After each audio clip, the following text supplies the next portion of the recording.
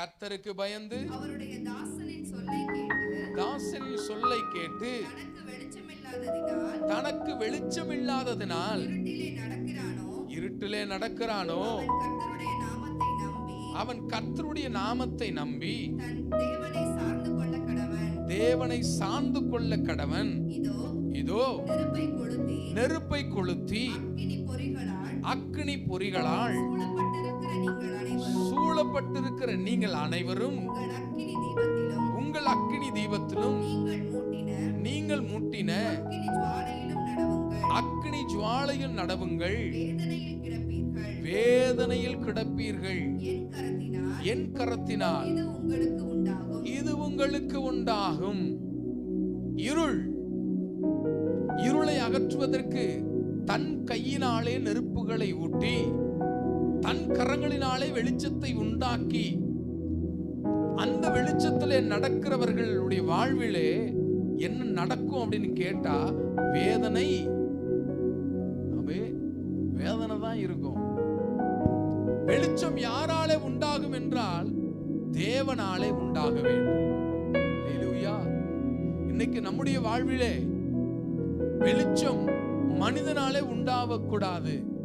என் திறமையினாலே, என்னுடைய அதிகாரத்தினாலே, என்னுடைய சுயத்தினாலே உண்டாக்கப்படுகிற எல்லா வெளிச்சமும் எனக்கு வேதனையை தான் கொடுக்குமே தவிர ஒரு நாளும் எனக்கு நிம்மதியை தரவே முடியாது. ஹல்லேலூயா. இந்த வெளிச்சம் தேவனுடைய வெளிச்சமா இருக்கும் என்றால் அது எனக்கு நன்மையையும் கிருபையையும் ஆயுசு நாளையும் எனக்கு கூட்டி கொடுக்கிறதாக இருக்கிறது. இன்னைக்கு நான் எந்த வெளிச்சத்தை வாஞ்சிக்கிறீர்கள்? எந்த வெளிச்சத்தின் பின்பாய் நீங்கள் கடந்து போக விரும்புகிறீர்கள்?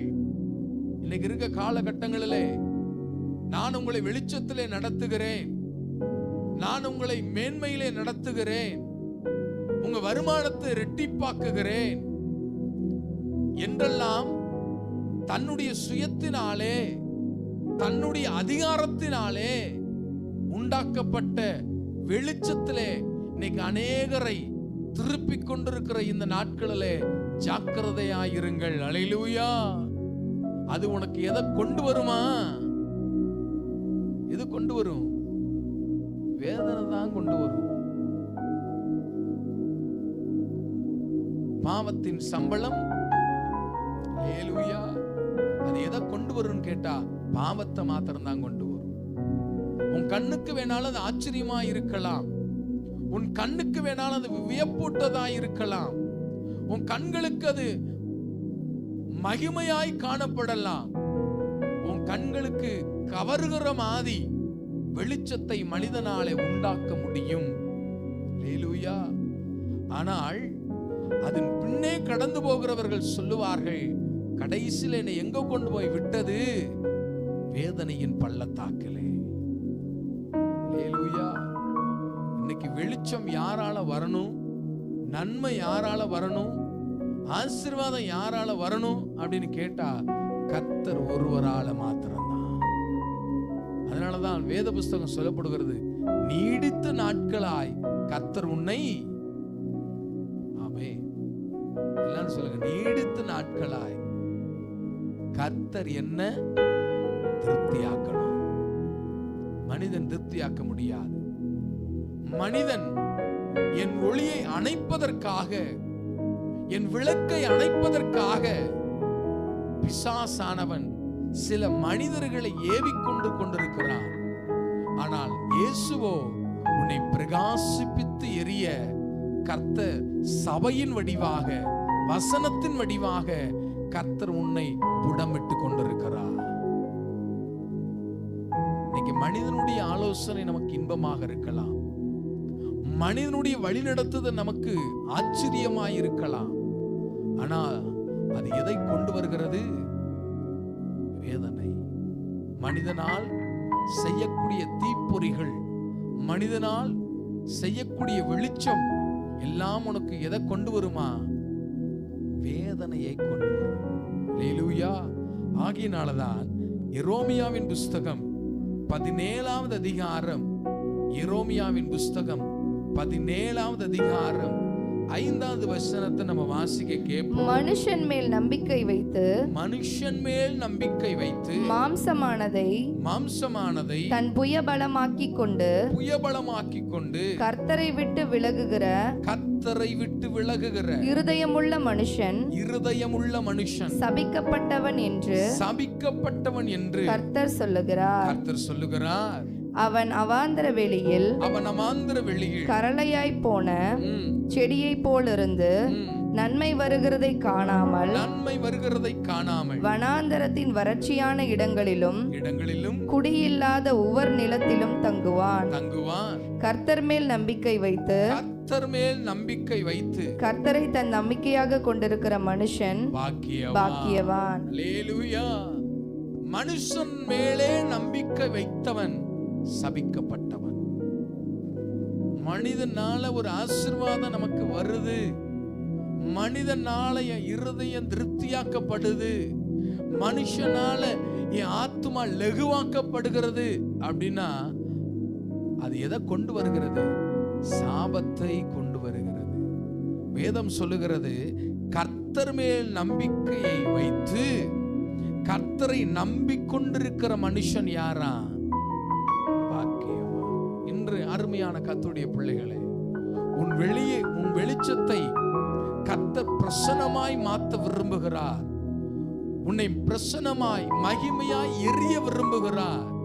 ஆனால் நாமோ மனிதனுடைய வார்த்தைகள், மனுஷனுடைய சொற்கள், மனுஷன் கையினால் செய்யப்பட்ட ஒளியை நம்பி அவன் பின்னே கடந்து போய் கொண்டிருக்கிற இந்த மூட நம்பிக்கையிலிருந்து கர்த்தர் உன்னை வெளியே கொண்டு வருவதற்காக கர்த்தர் இன்னைக்கு உன்னோடு பேசி கொண்டிருக்கிறார். கர்த்தர் பிரசன்னமாய் உன்னை நடத்த விரும்புகிறார், மகிமையாய் உன்னை நடத்த விரும்புகிறார். வெளிச்சத்திலே நடக்க கர்த்தரே வெளிச்சமாய் உனக்கு முன்னிலையில் நடந்து போக கர்த்தர் விரும்புகிறார். அல்லேலூயா. என் அருமையான கர்த்தருடைய பிள்ளைகளே, உன் வெளிச்சம் அணையாதபடி நீ என்ன செய்? காத்துக்கொள். வேதத்திலே 10 கன்னிகைகளை குறித்து நமக்கு எல்லாத்துக்கும் தெரியும். அதில் 5 பேர் ஆயத்தத்தோடு இருந்தார்கள். மீதி 5 பேர் மணவாளனை பார்க்க வாஞ்சித்தார்கள், விரும்பினார்கள், ஏக்கத்தோடு இருந்தார்கள். ஆனால் அவர்கள் எண்ணெய் குறைந்து வந்து போனதை அவர்கள் கவனிக்கல. எதை நம்பினாங்கன்னு கேட்டா, எரிந்து கொண்டிருக்கிற விளக்கை நம்பினார்கள், திரியை நம்பினார்கள். ஆனால் அந்த திரி எரிவதற்கு எண்ணெய் தேவைப்படுமே, அந்த எண்ணெய் குறைந்து கொண்டிருக்கிறதே என்று அவர்களுக்கு புத்திக்கு எட்டாமல் போனது. இன்னைக்கு அநேகருடைய வாழ்விலே திரி மாத்திரம் இருந்தால் போதும், இந்த திரி எரிந்து கொண்டிருக்கும் என்று நீங்க நம்புறீங்க. ஆனா எண்ணெய் இல்லை என்றால் சீக்கிரத்திலே திரி என்ன செய்யுமா? முற்றிலுமாய் முற்றிலுமாய் அது எரிந்து போய்விடும். எண்ணெய் எந்த அளவு இருக்கிறதோ அந்த அளவு திரி என்ன செய்யும்? அவே வெளிச்சத்தை கொடுத்து கொண்டே இருக்கும். இன்னைக்கு நீ எதை நம்புறாய்? வேதம் சொல்லுகிறது, ஆவியானவர் எங்கேயோ அங்கு என்ன யார் தெரியுமா? ஆவியானவர். அந்த ஆவியானவர் உனக்குள்ள இருந்தாதான் உன்னால என்ன செய்ய முடியும்? உன்னால எரிய முடியும். ஆவியானவர் இல்லை அப்படின்னா என்னதான் நீ புரண்டு படுத்தாலும், என்னதான் நீ நடந்தாலும், என்னதான் நன்மைகளை செய்தாலும் என்ன ஆகாது. உன்னால வெளிச்சத்தை காணவே முடியாது. ஆவியானவர் இருக்கணும். இன்னைக்கு நிறைய பேருடைய வாழ்விலே பல இடங்களில் நான் பார்க்கிறேன், உங்க தலையை கொண்டு போய் ஏதாவது ஒரு ஊழியர் இடத்துல, யாராவது ஒரு தீர்க்கதரிசி இடத்துல என் தலையில கை வச்சு ஏதாவது என்ன செய்யுங்க? சொல்லுங்க, ஏதாவது சொல்லுங்க. அல்லேலூயா. என் அருமையான கர்த்தருடைய பிள்ளைகளே, இருந்தாதானே ஏதாவது சொல்லுவார். ஆவியானவர் உனக்குள்ள இருந்தால் மற்றவர்கள் சொல்ல தேவையில்லை. கர்த்தர் உன்னை மகிமையாய் எரிய கத்த கிருபை செய்வார். ஆவியானவர் இல்ல, என்ன இல்ல, ஆனா நான் எப்படி எரியும்னு ஆசைப்படுறேன். பிரகாசமா எரியும். அல்லேலூயா. பளிச்சுன்னு எரியணும்னு ஆசைப்படுறேன். ஆனா எனக்குள்ள என்ன இல்லையே. என்னதான் நம்ம பாடுகளை பாடி, என்னதான் வாத்தியங்களை வாசித்து, என்னதான் நான் ஆராதனையில உங்களை நடத்தினாலும் ஆவியானவர் இல்லை அப்படின்னா அதுல ஒண்ணுமே இல்லை. ஆவியானவர் இருந்தா கண்டிப்பா அது பிரகாசமாய் எரியும். அல்லேலூயா. நீங்க உங்களுக்குள்ள எரியணும்னு ஆசைப்படுறீங்க, நீங்க வாஞ்சிங்க ஆவியானவரை. அல்லேலூயா. ஆவியானவர் எங்கேயோ அங்கு எத்தனை பேர் ஆமென் சொல்ல முடியும்? ஆகையால் உங்களில் உள்ள வெளிச்சம் இருளாகாதபடி, கர்த்தர் கொடுத்த இந்த வெளிச்சம், கர்த்தர் கொடுத்த இந்த வரம், கர்த்தர் கொடுத்த இந்த வாழ்வு, கர்த்தர் கொடுத்த இந்த உன் வாழ்க்கை, இன்னும் இருக்கிற மீதி உள்ள இந்த ஆயுசு நாட்கள் இருள் ஆகாதபடி வேதம் சொல்லுகிறது, எச்சரிக்கையாயிருங்கள். அல்லேலூயா. இன்னைக்கு நம்மை நாமே சொல்லிக் கொள்ளுவோம், இருளாய் போகாதபடி நான் எச்சரிப்போடு தேவ சமூகத்திலே ஆவியானவரை வாஞ்சிப்பாய் என்றால் நிச்சயம் கர்த்தர் உன்னை பிரசன்னமாய் மாற்ற வல்லவராக இருக்கிறார். எத்தனை பேர் ஆமென் சொல்ல முடியும்? உன் வெளிச்சத்தை அணைக்க பிசாசானவனும் இந்த உலகமும் முற்பட்டு கொண்டிருக்கிறது என்பதை மறந்து விடாதே. எப்படியாவது இந்த வெளிச்சத்தை அணைக்கணும், எப்படியாவது நீ எரிந்து கொண்டிருக்கிற இந்த மகிமையை அணைக்க வேண்டும் என்று சொல்லி இன்னைக்கு அநேகர் திட்டமிட்டுக் கொண்டிருக்கிறார்கள். அல்லேலூயா. எப்படி திட்டமிடுகிறார்கள் என்று ஒரு 2 காரியங்களை மாத்திரம் வேதத்தின் வழியாய் இடத்திலே நான் சொல்லி முடிக்கிறேன். உன் வெளிச்சத்தை அணைக்க பிசாசும் மனிதனும் எப்படி செயல்பட்டு கொண்டிருக்கிறார்கள், நீ எதற்கு எச்சரிக்கையாய் இருக்க வேண்டும் என்று இன்று கர்த்தர் விரும்புகிறார். வேதத்தை திருப்பி 2 சாமுவேலின் புஸ்தகம் 14வது அதிகாரம், 2 சாமுவேலின் புஸ்தகம் 14வது அதிகாரம் 4வது வசனத்தை நம்ம வாசிக்கிறோம். அப்படியே தெக்கோவா ஊராளான அந்த ஸ்திரீ ராஜாவோட பேச போய் தரையிலே முகம் குப்புற விழுந்து வணங்கி, ராஜாவே ரட்சியும் என்றாள். ராஜா அவளை பார்த்து, உனக்கு என்ன வேண்டும் என்றதற்கு அவள், நான் விதவையானவள், என் புருஷன் சென்று போனான். உமது அடியாளுக்கு 2 குமாரர் இருந்தார்கள். அவர்கள் இருவரும் வெளியிலே சண்டை பண்ணி அவர்களை விலக்க ஒருவரும் இல்லாதபடியினால் ஒருவன் மற்றவனை அடித்து கொன்று போட்டான். வம்சத்தார் எல்லோரும் உம்முடைய அடியாளுக்கு விரோதமாய் எழும்பி தன் சகோதரனை கொண்டு போட்டவனை ஒப்பி, அவன் கொன்று போட்ட அவன் சகோதரனுடைய பிராணனுக்காக நாங்கள் அவனை கொன்று போடுவோம், சுதந்திரவாளியானால் அவனையும் அழித்து போடுவோம் என்றார்கள். இப்படி என் புருஷனுக்கு பேரும் நீதியும் பூமியின் மேல் வைக்காதபடிக்கு எனக்கு இன்னும் மீதியாய் இருக்கிற பொரியையும் அவித்து போட மனதாய் இருக்கிறார்கள் என்றாள். வேதத்திலே ஒரு ஸ்திரீயை குறித்து ஒரு சின்ன சம்பவத்தை இந்த இடத்துல நம்ம பார்க்கிறோம்.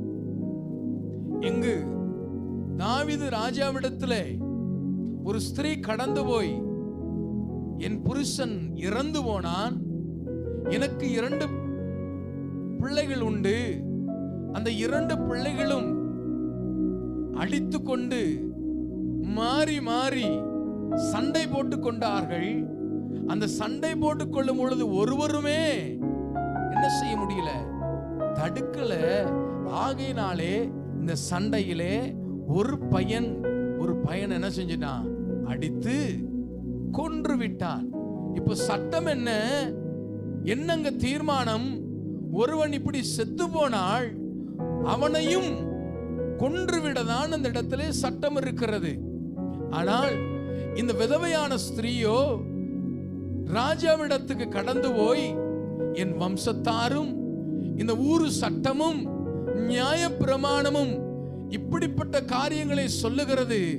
ஆனால் எனக்கோ இப்பொழுது இருக்கிறது ஒரே ஒரு பையன்.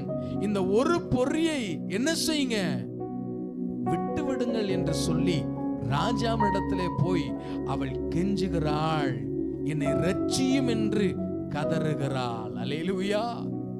ஒரே ஒரு விளக்கை அணைக்க வம்சத்தாரும் உலகமும் உலகத்தின் உள்ளவைகளும் இந்த விளக்கை அணைக்க வேண்டும் என்று சொல்லி போராடி கொண்டிருக்கிறார்கள். அல்லேலூயா. என் அருமையான கர்த்தருடைய பிள்ளைகளே, தவறுதான், தவறு செய்து விட்டான். அந்த தவறுக்கு நியாயம் என்ன? அவனும் சாக வேண்டும். ஆனால் எப்படியாவது இந்த ராஜாவிடத்துக்கு கடந்து போய் அவன் கண்களிலே கிருபை கிடைக்கும் என்று சொல்லி இந்த தாய் கெஞ்சுகிறதை இந்த வேதத்திலே நம்ம வாசிக்கிறோம். தன்னுடைய ஒரே ஒரு பொறி, மீதமுள்ள இந்த ஒரு மகனாவது இருக்கட்டும், எனக்கு ஆறுதலாகவும் என் வாழ்க்கைக்கு துணையாகவும் ஒரே ஒரு பிள்ளை இருக்கட்டும் கெஞ்சுகிறார். தாவீது ராஜாவுடைய கண்களுக்கு அது கடந்து போகிறது. அநேகர் உடைய தவறை மன்னிப்பதற்காக அல்ல, இன்னைக்கு அநேகர் இந்த உலகமும் பிசாசும் உன்னை அழித்து விட இன்னைக்கு வகை தேடிக்கொண்டிருக்கிறது. ராஜாவிடத்துக்கு கடந்து போய் அவள் கெஞ்சுகிறாள், என் இரட்சியும், இந்த பாவத்தை நீர் மன்னியும், கண்களில் எனக்கு என்ன கிடைக்கட்டும்? தயவு கிடைக்கட்டும். சற்று யோசித்து பார்க்கிறார். ராஜா சொல்லுகிறார், நீ போ, நீ எந்த மனிதனும் உன்னிடத்துல நெருங்காதபடி நான் உன்னோடு கூட இருக்கிறேன். அல்லேலூயா. இன்னைக்கு இருக்க காலகட்டத்தில் என் தேவன் நமக்கு கிருபையின் நாட்களை கத்த கொடுத்திருக்கிறார். எத்தனை பேர் ஆமென் சொல்ல முடியும்? நான் ஏன் இதுவரைக்கும் அணைக்கப்படாமல் இருக்கிறேன் என்றால், ஏன் இதுவரைக்கும் நான் அவிந்து போகாமல் இருக்கிறேன் என்றால், அன்று தன் பொறி தன்னுடைய விளக்கு அணையக்கூடாது என்பதற்காய் ராஜாவிடத்திலே கடந்து போய் என் இரட்சியும் என்று கெஞ்சினதை போல என் ஆண்டவராய் இயேசு கிறிஸ்து, நான் பாவம் செய்த என்னை, ஆண்டவருடைய வார்த்தையை மீறின நம்மளை, கர்த்தருக்கு விரோதமாய் கரம் உயர்த்தின நம்மளை, தேவன் இந்த சாபத்தை தேவன் சிலுவையிலே சாபமாகி என் ஆண்டவர் நமக்கு என்ன கொடுத்திருக்கிறார்னு கேட்டா, கிருபையை கர்த்தர் கொடுத்திருக்கிறார். எத்தனை பேர் அதை விசுவாசிக்கிறீங்க? இன்னைக்கு நாம் நிற்பதும் நிர்மூலம் ஆகாதிருப்பதும் தேவ சுத்த கிருபை என்று சொல்வதற்கு என்ன முகாந்திரம் என்றால், என் ஆண்டவர் எனக்காய் சிலுவையிலே தொங்கி இருக்கிறார். அல்லேலூயா. தெரியாமல் செய்வது வேறு, ஆனால் தெரிஞ்சு பண்ணுவது, அல்லேலூயா, துணிகரமான பாவங்களுக்கு, துணிகரமான கிரியைகளுக்கு கர்த்தர் இதுவரைக்கும் உனக்கு என்ன கொடுக்கிறாரா? கிருபை. அல்லேலூயா. இது பாவம்னு தெரியும், இது கர்த்தருடைய வார்த்தையை மீறி நான் செய்கிறேன்னு எனக்கு தெரியும். ஒன்று கவனித்துக் கொள்ளுங்கள், வம்சமும் உலகமும் பிசாசும் இந்த விளக்கை அணைக்க வகை தேடி கொண்டிருக்கிறது. ஆனால் கர்த்தருடைய அநாதி கிருபை உங்க மேல இருக்கிறது. எத்தனை பேர் ஆமென் சொல்ல முடியும்? தேவ தயவு உங்க மேல இருக்கிறது. கர்த்தர் ஒவ்வொரு நாளும் இந்த பாவத்தை நீ அறிக்கை செய்து விடுவாய் என்று கர்த்தர் ஒவ்வொரு நாளும் உனக்காய் பெருமூச்சோடு வேண்டுதல் செய்து கொண்டிருக்கிறார் என்பதை இன்றைக்கு மறந்து விடாதே. உன் வெளிச்சம் இருளாகாதபடி இன்றைக்கு எச்சரிக்கையாயிரு. அல்லேலூயா.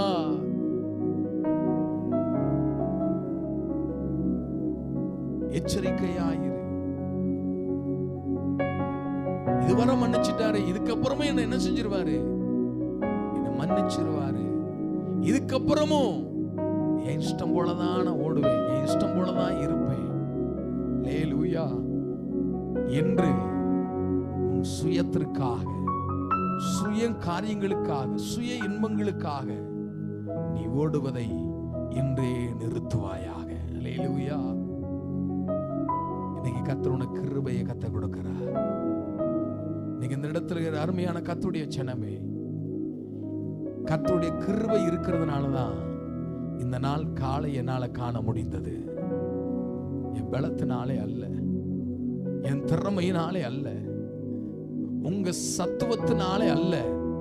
நீங்க நினைக்கிறீங்க உங்களை காட்டில நான் ஞானி நினைக்கிறேன். ரொம்ப ரொம்ப தப்பு. என்னை காட்டில நீங்கள் ஞானி என்று நினைக்கிறீர்கள். நீங்க ஒருத்தரை ஏமாற்றி கொண்டிருக்கிறீர்கள். பெற்றோர் பிள்ளைகளை ஏமாத்துகிறார்கள், பிள்ளைகள் பெற்றோரை ஏமாத்துகிறார்கள், கணவன் மனைவியை ஏமாற்றுகிறார், மனைவி கணவனை ஏமாற்றுகிறார். உன் விளக்கு அணையாதபடி இன்னைக்கு எச்சரிக்கையாயிரு. அல்லேலூயா. உனக்காய் கிருபையின் நாட்களை கர்த்தர் வைத்திருக்கிறார். இந்த கிருபையின் நாட்களை தேவ சமூகத்திலே எந்த பிள்ளை தன் விளக்கு அணையாதபடி காத்து கொள்ளுகிறானோ அவனை கர்த்தர் பிரகாசிப்பிக்கிறவராக இருக்கிறார். அல்லேலூயா. அந்த ராஜாவிடத்தில் அவள் போய் சொன்ன மாத்திரத்திலே அந்த அதிகாரத்தில் நீங்கள் வாசித்து பார்ப்பீர்கள் என்றால், என்னை அள்ளாமல் அவனுடைய முடி கூட ஒரு மனிதனாலும் என்ன செய்ய முடியாது, தொட முடியாது என்று சொல்லுகிறார். ஆமென். இன்னைக்கு கர்த்தர் சத்ருவின் கையிலிருந்து ஏன் உன்னை காப்பாற்றுகிறார் என்றால், இன்னைக்காவது தன் பாவத்தை என்ன செய்வாய், அறிக்கை பண்ணுவாய். இன்னைக்காவது தன் பாவத்தை மறைக்கிறவன் அதை அறிக்கை செய்து விட்டு விடுகிறவனோ, எல்லாரும் சொல்லுங்க கர்த்தரிடத்திலிருந்து, எல்லாரும் சொல்லுங்க இயேசுவிடத்திலிருந்து எதை பெற்றுக்கொள்ளுவேன், எதை பெற்றுக்கொள்ளுவேன். அல்லேலூயா. அவர் உன்னை பிரசன்னமாய் மாற்றுகிறார். உன் விளக்கு அணையாதபடி ஆவியானவரோடு இணைந்திருப்பாய் என்றால், பரிசுத்தரோடு இணைந்திருப்பாய் என்றால், உன் விளக்கு நாளுக்கு நாள் பிரகாசித்து எரிய கர்த்தர் கிருபை உள்ளவராக இருக்கிறார். எத்தனை பேர் ஆமென் சொல்ல முடியும்? ஒரு சத்த முறையிலே சொல்லலாம். ஆமென். விளக்கு எப்படி இருக்கு? உங்களை நீங்களே சோதித்து பாருங்க. அதனாலதான் பாடல இனி நான் பாவி, கர்த்தர் என்னவா மாத்திட்டாரு. எத்தனை பேர் ஆமென் சொல்ல முடியும்? சொல்லுங்க. நான் பரிசுத்த கூட்டத்திலே வந்திருக்கிறேன், நான் பரிசுத்த ஜாதியில வந்திருக்கிறேன். அல்லேலூயா. கர்த்தர் உன்னை பிரசமாய் மாற்றுவார். இரண்டாவது வேதத்திலே அதே 2 சாமுவேலின் புஸ்தகம் 21வது அதிகாரம், 2 சாமுவேல் 21வது அதிகாரம் 16வது வசனத்தை நம்ம வாசிக்க. அப்பொழுது 300 சேக்கல் நிறை வெண்கலமான ஈட்டியை பிடிக்கிறவனும் புத பட்டயத்தை அறையிலே கட்டிக்கொண்டவனுமாகிய இஸ்பிபேனோ என்னும் ராட்சத புத்திரரில் ஒருவன் தாவீதை வெட்ட வேண்டும் என்று இருந்தான். செருயாவின் குமாரனாகிய அபிசாய் ராஜாவுக்கு உதவியாக வந்து பெலிஸ்தனை வெட்டி கொன்று போட்டான். அப்பொழுது தாவீதின் மனுஷன் இஸ்ரவேலின் விளக்கு அணைந்து போகாதபடிக்கு இனி நீர் எங்களோட யுத்தத்துக்கு புறப்பட வேண்டாம் என்று அவனுக்கு ஆணையிட்டு சொன்னார்கள். அல்லேலூயா. இங்கு இரண்டாவதாக தாவீதினுடைய விளக்கை அணைக்க இந்த சிறிய மனிதனை அழித்து விட்டால் எல்லாமே சீராய்விடும் என்று சொல்லி உருவின பட்டயத்தோடு தாவீது சோர்ந்து போய் இருக்கிற நேரத்திலே, தாவீது களைத்து போய் இருக்கிற நேரத்திலே இங்கு ஒரு மனிதன் பட்டயத்தை எடுத்து தாவீதை தீர்த்து கட்டுவதற்காக, அவன் விளக்கை அணைப்பதற்காக முற்படுகிற காரியங்களை இந்த இடத்திலே வாசிக்கிறோம். அல்லேலூயா. இங்கு வேதம் சொல்லப்படுகிறது, வெளிச்சம் உனக்கு மாத்திரம் அல்ல மற்றவர்களுக்கும் வெளிச்சமாய் நீ இருக்க வேண்டும் என்று கர்த்தர் விரும்புகிறார். எத்தனை பேர் ஆமென் சொல்ல முடியும்? நான் மாத்திரம் வெளிச்சம் அல்ல, இந்த வெளிச்சம் யாருக்கெல்லாம் பிரயோஜனமாகணும்னு கேட்டா, ஆண்டவர் எல்லா மனிதருக்கும் நான் எப்படி இருக்கணும்னு கேட்டா ஒரு விளக்காய் இருக்க வேண்டும். ஆமே. தாவீது சோர்ந்து போய் காணப்படுகிறான். ஆனால் இங்கு தாவீதுக்கே தெரியாமல் இங்கு ஒரு மனிதன் வருகிறான். அவன் பேர் என்னவா? அபிஷாய். பேர் என்னது? தாவீது கூப்பிடல. ஆனால் இங்கு ஒரு அபிஷாவை தேவன் எழுப்பினதுக்கு என்ன முகாந்திரம் என்று கேட்டால், விளக்கை அணையாதபடி ஒரு அபிஷா வந்ததுனாலதான் தாவீதின் விளக்கு என்ன செய்யல? அணையல. இன்னைக்கு தேவ ஆவியானவர் ஒரு அபிஷாவை போல இன்றைக்கு கர்த்தர் இந்த சபையிலே உங்களை கர்த்தர் தெரிந்து கொண்டிருக்கிறார். எத்தனை பேர் ஆமென் சொல்ல முடியும்? அல்லேலூயா. அவன் என்ன செய்தான்? அவன் தாவீதை கொல்லுவதற்கு அவர்கள் வருகிறார்கள் என்று அறிந்து அவர்களை என்ன செய்தான் என்று கேட்டால் அவர்களை கொன்று போட்டான். அல்லேலூயா. என் அருமையான கர்த்தருடைய பிள்ளைகளே, ஆவியானவருடைய நாமம் மகிமைப்பட, ஆவியானுடைய பிரசன்னத்தை அணிக்க, தேவ வல்லமையை நிர்மூலமாக்க, எழும்பி வருகிற எல்லா பிசாசுகளையும் நிர்மூலமாக்க அபிஷாவை போல ஒரு ஜெபிக்கிற பிள்ளையை கர்த்தர் இன்றைக்கு தேடிக் கொண்டிருக்கிறார். அல்லேலூயா. யார் வேணாலும் வந்து என்ன வேணாலும் சொல்லட்டும் இல்ல, யார் வேணாலும் அழித்து போட்டட்டும் இல்ல, இந்த கனமான ஊழியத்தை என் ஆண்டவர் இன்னும் எழும்பி பிரகாசிக்க வைக்க அபிஷாவை போல ஒரு மனிதனை கர்த்தர் சபையிலே தேடிக்கொண்டிருக்கிறார். எத்தனை பேர் ஆமென் சொல்ல முடியும்? என்னையா செய்கிறான்? அழைத்து வரல, அழையாதவனாய் வருகிறான். இதோ கிறிஸ்துவை விளக்கை அணைக்க வருகிற சத்துருக்கு எதிராக நின்று ஜெபிக்கிற ஒரு பிள்ளையை கர்த்தர் இன்றைக்கு சபையிலே தேடிக் கொண்டிருக்கிறார். அல்லேலூயா. இன்னைக்கு நீங்கள் எப்படி இருக்கிறீங்க? சபை எப்படி போனாலும் பரவாயில்லை, ஊழியம் எப்படி போனாலும் பரவாயில்லை, குடும்பம் எப்படி போனாலும் பரவாயில்லை, பிள்ளைகள் எப்படி போனாலும் பரவாயில்லைன்ற ஒரு நிலைமையிலே நீங்கள் இருப்பீர்கள் என்றால் இன்றைக்கு உன் விளக்கு அணையாதபடி, இருளிலே சிக்காதபடி எச்சரிப்போடு இருங்கள். அல்லேலூயா. நீங்க கர்த்தர் தேடுகிறார். உன் குடும்பத்து விளக்கு அணைக்க வருகிறானே, உருவிய பட்டயத்தோடு வருகிறானே, ஒரு ரட்சிப்பின் வாழ்க்கையை கெடுக்க வருகிறானே, நீங்க கர்த்தர் உன்னை எதிர்பார்க்கிறார். திறப்புல நின்று செபிக்க ஆளே இல்லையா என்று கதறுகிறதை போல இன்னைக்கு உன் குடும்பத்துக்காக உங்களை கர்த்தர் எதிர்பார்க்கிறார். எத்தனை பேர் ஆமென் சொல்ல முடியும்? அல்லேலூயா. அல்லேலூயா. உன் குடும்பம் அணைக்கப்படக்கூடாது, உன் பொறி அணைக்கப்படக்கூடாது, உன் பிள்ளைகள் அணைக்கப்படக்கூடாது, உன் சந்ததி அணைக்கப்படக்கூடாது. அதற்காக அபிஷாவை போல நீ வைராக்கியம் கொண்டு தேவ பர்வதத்திலே நிற்பாய் என்றால் கர்த்தர் உன் மூலியமாய் கர்த்தர் மங்கி எரிகிற விளக்கை பிரகாசிப்பித்து எரிய கர்த்தர் கிருபை உள்ளவராக இருக்கிறார். எத்தனை பேர் ஆமென் சொல்ல முடியும்? சத்த முரளிலே சொல்லலாமா? எதுக்காக நான் ஏதோ ஞாயிற்றுக்கிழமை எல்லாரும் போறதுக்காக நான் சபைக்கு போறேன், அப்படி வரக்கூடாது. இயேசு கிறிஸ்துவை எதுக்காக ஏற்றுக்கொண்டேன்? நினிவே பட்டணம் அழிவதை கண்டு திறப்பிலே நின்று செபிக்கிறார்கள். சோதோம் அழிக்கப்படக்கூடாது என்பதற்காக திறப்பிலே நின்று செபிக்கிறார்கள். இன்று ஆத்துமா அழிந்து கொண்டிருக்கிறதே, ஆத்துமா கொள்ளையாடி கொண்டிருக்கிறதே. பிசாசானவன் மனிதர்கள் மூலியமாய் வந்து ஆத்துமாக்களை கொள்ளையாடி கொண்டிருக்கிறானே.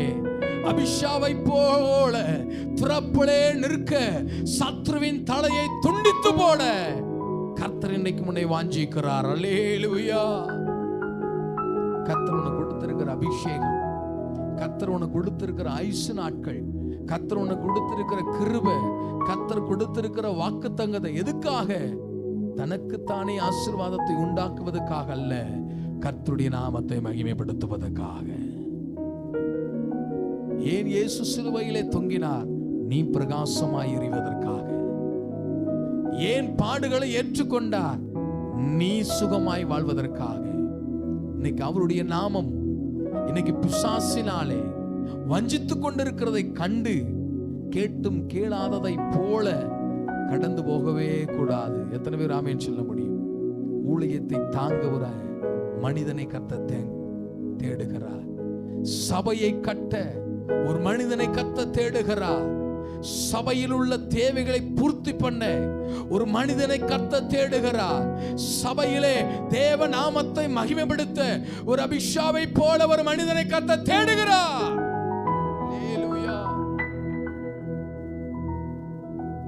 விளக்கை அணைக்கும்படியாக இன்னைக்கு வருகிற சத்துருக்களை கர்த்தர் ஒன்ன கொண்டு ஜெயம் எடுக்க கர்த்தர் கிருபை உள்ளவராயிருக்கிறார். எத்தனை பேர் அதுக்கு ஆயத்தம் உள்ளவர்களா இருப்பீர்கள்? எத்தனை பேர் நாங்க அணைய விட மாட்டோம்னு சொல்றீங்க? Thank you Jesus. அணைய விட மாட்டோம். கிறிஸ்துவின் ஜீவியத்தை அழிய விட மாட்டோம். திண்டுக்கல் பட்டணத்திலே தேவ ராஜ்யத்தை அழிய விட மாட்டோம். என் தெருக்களில், நான் வேலை செய்கிற இடத்துல, நான் பணிபுரிகிற இடத்துல இதோ அழிக்கப்பட்டு கொண்டிருக்கிற ஆத்துமாக்களை நாங்கள் அழிவிலிருந்து தப்புவித்துக் கொள்ள கிறிஸ்துவின் விளக்காய் எரிந்து கொண்டே இருப்பேன் என்று விசுவாசிக்கிறவர்கள் சத்த முறையிலே சொல்லலாமா? தாவீது வர சொல்லல, தாவீது அபிஷாவை கூப்பிடல. இன்னைக்கு அழிவதை கண்டு அழைத்தாதான் வருவோன்னு சில ஒரு கூட்டங்கள். ஹல்லேலூயா. நீங்க ஆண்டவர் அன்போடு அழைக்கிறார். ஆண்டவர் உனக்கு கொடுத்த அபிஷேகத்தை வர்த்திக்க பண்ண அழைக்கிறார். Thank you Jesus. வேதத்திலே வாசிக்கிறோம். 16வது வசனத்தை வாசித்து பாருங்களேன். 17வது வசனம் 21:17. செருயாவின் குமாரனாகிய அபிசாய் ராஜாவுக்கு உதவியாக வந்து பெலிஸ்தனை வெட்டி கொன்று போட்டான். பெலிஸ்தியனை என்ன செய்தானா? வெட்டி கொன்று போட்டான். இன்னைக்கு கர்த்தருக்கு உதவியாக, சபைக்கு உதவியாக, ஊழியத்துக்கு உதவியாக ஆமென். எத்தனை பேர் கை கொடுக்க விரும்புகிறீர்கள்? கர்த்தர் உங்களை மகிமைப்படுத்த விரும்புகிறார். யாருக்கோ அல்ல, யாருக்கோ அல்ல, இயேசுவுக்காக, கர்த்தருடைய நாமம் மகிமைப்படுவதற்காக. இன்னைக்கு எதிராளியை வீழ்த்த கர்த்தர் எனக்கு அதிகாரத்தை கொடுத்திருக்கிறான்னு சொல்றவங்க மாத்திரம் ஆமென். என்னால இந்த விளக்கு அணைய போகாது. இந்த விளக்கு அணைகிறத நான் பார்க்க மாட்டேன். எந்த அளவு எனக்கு பலன் இருக்கோ அந்த அளவு நான் போராடுவேன் என்று விசுவாசிக்கிறவர்கள் சத்தமுறையிலே சொல்லுங்க பாப்போம். அல்லேலூயா. எதிர்த்து அழித்து போட்டான் என்று சொல்லப்படுகிறது. ஆகையினாலதான் வேதம் சொல்கிறது, விளக்கு அணைந்து போகாதபடிக்கு இனி நீ எங்களோடு யுத்தத்திற்கு புறப்பட வேண்டாம். அல்லேலூயா. உதவிகரமாய் இன்னைக்கு நாமும் செயல்படுவோம், ஊழியத்திலே செயல்படுவோம், சபையிலே செயல்படுவோம். கர்த்தருடைய நாமம் சபையிலே மகிமைப்பட இந்த நாளிலே கர்த்தர் உங்களை அழைக்கிறார். எத்தனை பேர் ஆமென் சொல்ல முடியும்? ஆகையால் உங்களில் வெளிச்சம் இருளாகாதபடிக்கு எப்படி இருங்க,